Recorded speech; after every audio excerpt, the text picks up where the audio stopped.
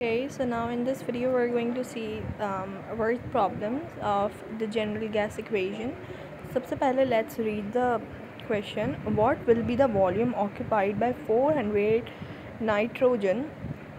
400 ग्राम हमारे पास नाइट्रोजन दी हुई है, वो कितना वॉल्यूम ऑक्यूपाई करेगी 20 सेंटीग्रेड पे जब उसका प्रेशर 740 है। तो आपसे क्या मांगा जा रहा है? आपसे वॉल्यूम मांगा जा रहा है और आपको नंबर ऑफ़ मोल्स दिए हुए हैं। ठीक है, तो हम देखते हैं कि वॉल्यूम हमें मांगा जा रहा है, हमें मास दिया हुआ है। ठीक है, और टेम्परेचर हमारे पास 20 सेंटीग्रेड है, तो हमें सेंटीग्रेड है तो हम जब केल्विन में कन्वर्ट करते हैं एसटीपी के अंदर तो 273 में ऐड कर लेंगे, हमारे पास ये आ जाएगा।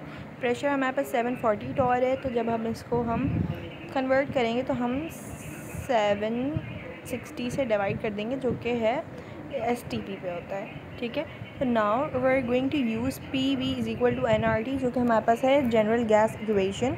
ठीक है, पी वी, अच्छा हमारे पास एन की जगह पे अब हम एम लगा रहे हैं। ठीक है, क्योंकि हमें यहाँ पे मास दिया हुआ है। ऑलराइट, तो हम क्या कर रहे हैं, वॉल्यूम हमें निकालना है, तो हमने वॉल्यूम प्रेशर को हमने यहाँ पे मल्टीप्लाई है, वहाँ जाके नीचे जाके डिवाइड हो जाएगा, तो हमारे पास ये कुछ इक्वेशन बनी है। सॉरी, ये हमारे पास फॉर्मूला बना है, तो उसी लिहाज से 14 M for mass, R for हमारे पास हमें पता है कि आर की वैल्यू क्या होती है, that is the constant, universal gas constant होता है। टेम्परेचर हमें दिया हुआ है यहाँ पे, जो कि हमने कन्वर्जन करके निकाला है। 28 जो है that is the atomic mass of nitrogen, और हमारे पास 0.973 जो है वो हमारे पास प्रेशर है जब इसको हमने मल्टीप्लाई डिवाइड किया, तो वी गॉट दिस, ये वॉल्यूम है हमारे पास, आ गया है हमारे पास। ठीक है, now let's see our second problem. Okay, then we have a certain mass of nitrogen, a certain mass of nitrogen gas at 20 degrees centigrade and at 740 torr occupies इतना हमारे पास volume. Calculate the volume that is occupied at STP. अब देखो, आपसे एक volume दिया हुआ है और आपको दूसरा वॉल्यूम निकालने के लिए बोला है।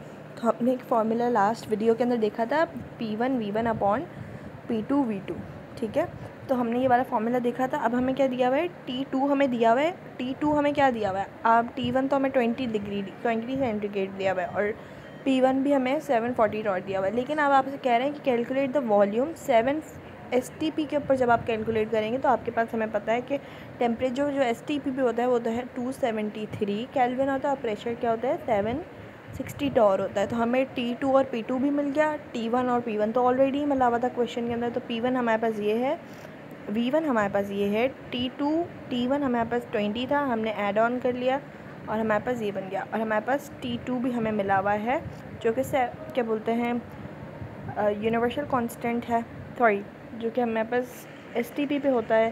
और हमारे पास हमें क्या मालूम करना है, V2 मालूम करना है। तो we are according to the combined gas equation, हमने ये कंबाइंड गैस इक्वेशन का फॉर्मूला है, हमने V2 निकालना है। तो V2 is equal to P1 V1 upon T2 फिर अपॉन T1 P2, हमने सबकी वैल्यूज़ लिखी and we got this answer.